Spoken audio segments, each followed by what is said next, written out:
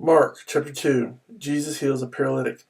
A few days later, when Jesus again entered Capernaum, the people heard that he had come home. So many gathered that there was no room left, not even outside the door. And he preached the word to them. Some men came, bringing to him a paralytic, carried by four of them. Since they could not get him to Jesus because of the crowd, they made an opening in the roof above Jesus, and after digging through it, lowered the mat the paralyzed man was lying on. When Jesus saw their faith, he said to the paralytic, "Son, your sins are forgiven." Now some teachers of the law were sitting there, thinking to themselves, "Why does this fellow talk like that? He's blaspheming. Who can forgive sins but God alone?" Immediately Jesus knew in his spirit that this was what they were thinking in their hearts, and he said to them, "Why are you thinking these things? Which is easier, to say to the paralytic, 'Your sins are forgiven,' or to say, 'Get up, take your mat and walk'? But that you may know that the Son of Man has authority on earth to forgive sins," he said to the paralytic, "I tell you, get up, take your mat, and go home." He got up, took his mat, and walked out in full view of them all. This amazed everyone, and they praised God, saying, "We have never seen anything like this." The calling of Levi. Once again Jesus went out beside the lake. A large crowd came to him, and he began to teach them. As he walked along, he saw Levi, son of Alphaeus, sitting at the tax collector's booth.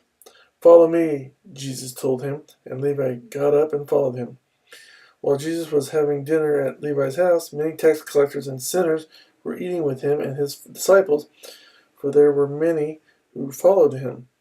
When the teachers of the law, who were Pharisees, saw him eating with the sinners and tax collectors, they asked his disciples, "Why does he eat with tax collectors and sinners?" On hearing this, Jesus said to them, "It is not the healthy who need a doctor, but the sick. I have not come to call the righteous, but sinners." Jesus questioned about fasting. Now John's disciples and the Pharisees were fasting. Some people came and asked Jesus, "How is it that John's disciples and the disciples of the Pharisees are fasting, but yours are not?" Jesus answered, "How can the guests of the bridegroom fast while he is with them? They cannot, so long as they have him with them. But the time will come when the bridegroom will be taken from them, and on that day they will fast. No one sews a patch of unshrunk cloth on an old garment. If he does, the new piece will pull away from the old, making the tear worse. And no one pours new wine in old wineskins. If he does, the wine will burst the skins, and both the wine and the wineskins will be ruined. No, he pours new wine into new wineskins." Lord of the Sabbath. On Sabbath, Jesus was going through the grain fields, and his disciples walked along. They began to pick some heads of grain. The Pharisees said to him, "Look, why are they doing what is unlawful on the Sabbath?" He answered, "Have you never read what David did when he and his companions were hungry and in need?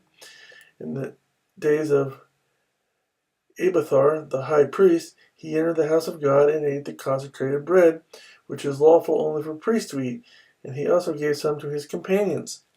Then he said to them, 'The Sabbath was made for man, not man for the Sabbath, so the Son of Man is Lord even of the Sabbath.'"